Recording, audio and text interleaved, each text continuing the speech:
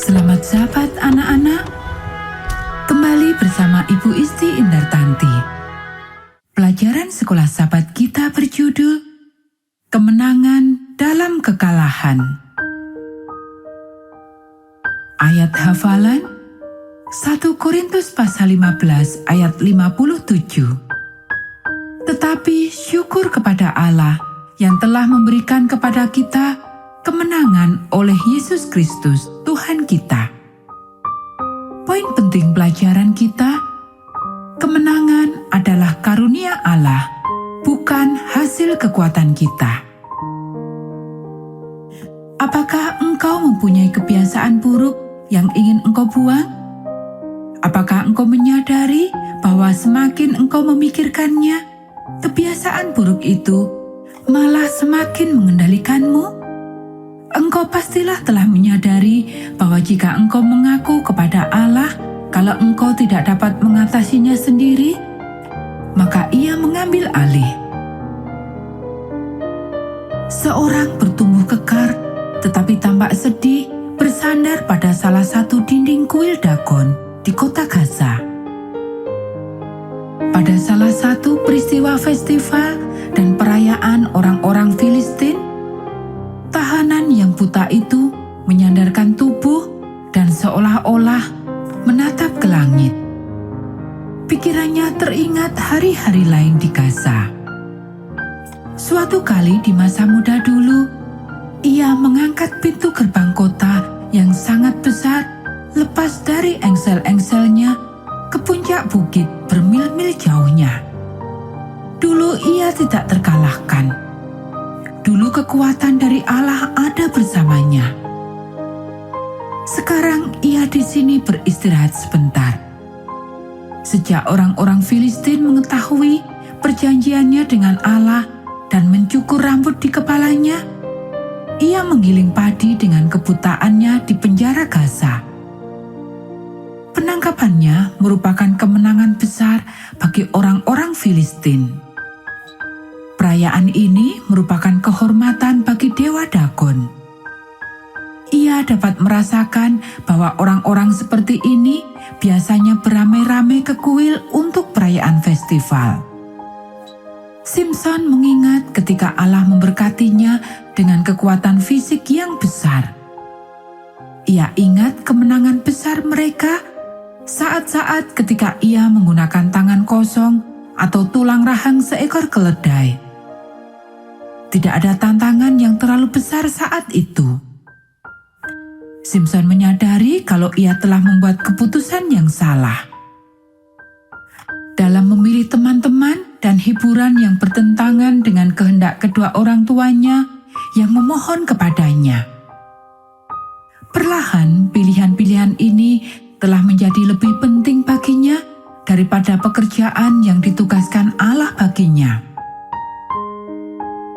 Sebelum ia sadar bahwa ia berada di sini, buta dan tak berdaya, seorang budak bagi musuhnya.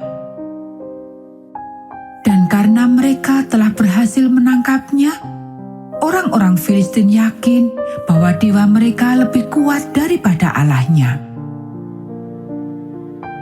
Simson menghela nafas dan bergerak dari dinding itu. Perlahan ia kembali membawa pikirannya ke kejadian di sekitarnya. Mereka menyanyikan bagaimana Dagon telah memberikan Simson, pemimpin umat Allah yang maha tinggi, ke dalam tangan mereka. Malam ini banyak tamu hadir di pesta ini di ibu kota Gaza. Simson mendengar mereka dari atas atap. Anak-anak muda suka memanjat ke atap yang datar untuk menyaksikan pesta di halaman di bawah. Setidaknya sekitar 3.000 orang akan berada di atas pada malam seperti ini. Kedengarannya seluruh kota berada di suatu tempat atau di antara keempat dinding ini. Simson mengakhiri penyesalannya. Ia mengetahui bahwa ia membuat masalah pada dirinya sendiri. Sekarang ia menyesali cemoohan yang ia dengar di sekitarnya. Cemoohan kepada Allah yang telah memilihnya dan membuatnya kuat dulu. Allah yang menyuruhnya untuk menghancurkan kota-kota Filistin. Tiba-tiba di tengah keramaian pesta, Simson merasa Allah telah mendengar doa dalam hati akan ketidakberdayaannya. Ya Tuhan, ia berdoa, ketika Engkau membuatku kuat, aku merasa dapat melakukan segala sesuatu yang kuinginkan. Aku mengira akulah yang kuat. Tetapi aku tidak dapat mengalahkan orang-orang Filistin karena aku telah menyalahgunakan kekuatan yang Engkau berikan. Mereka telah mengalahkan aku. Kumohon, Tuhan, gunakan tubuhku yang lemah dan cacat ini sekali lagi. Menangkan satu kemenangan terakhir untuk menunjukkan bahwa Engkaulah Allah. Aku akan dengan senang hati mati bersama musuh. Simson dapat merasakan kehadiran Allah bersamanya. Ia mengetahui bahwa ia masih dicintai, bahwa ia telah diampuni. Sekarang melalui kelemahan Simson, Allah akan membuktikan kekuatannya. Tolong aku, kumohon. Simson memanggil orang yang ditugaskan untuk menuntunnya dari penjara menuju kuil. Aku lelah dan aku ingin beristirahat di tiang-tiang itu.